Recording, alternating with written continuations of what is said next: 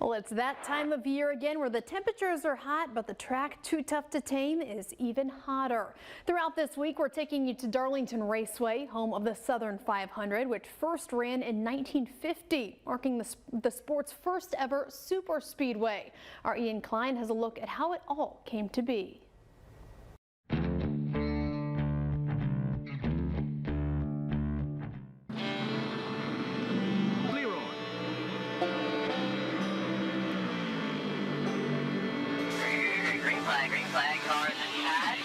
History and tradition, two words often associated with Darlington Raceway.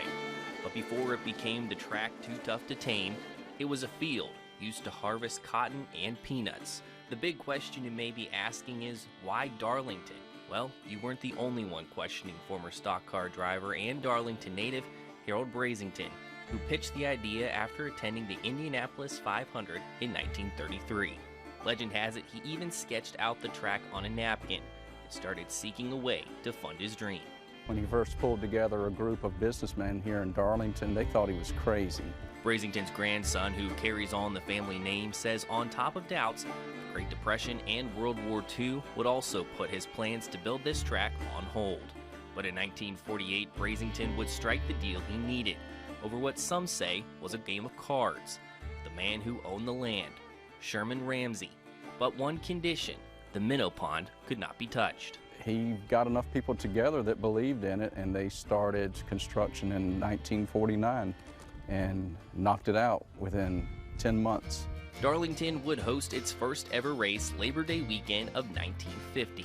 Brasington advertised it as the greatest and fastest racetrack in the world, a statement many drivers say stands true 73 years later. You have to run right on the limit of being out of control. The track is so technically challenging because of the way the track is shaped.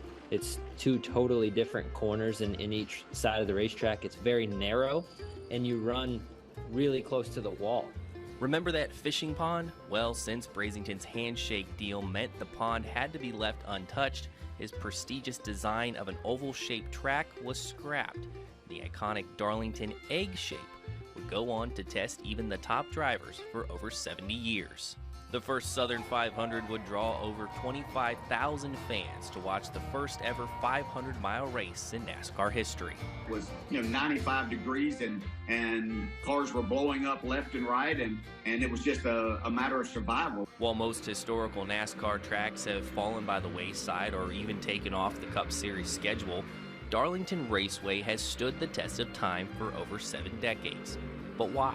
We're standing in a world-class facility now, and people used to complain that Darlington was pretty shabby and bare bones, and you talk to a guy like Jeff Burton, and he says, that's how racetracks should be.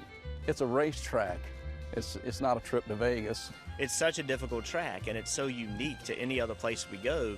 You kind of got to forget about the competition and just think about competing with the track.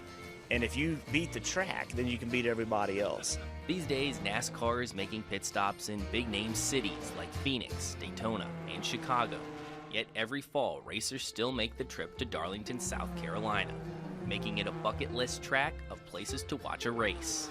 We might not be the fanciest place, but I think we're on the cool chart. We're right at the top, and so to be able to continue that tradition that started here back in 1950, continue to build on that tradition is exciting.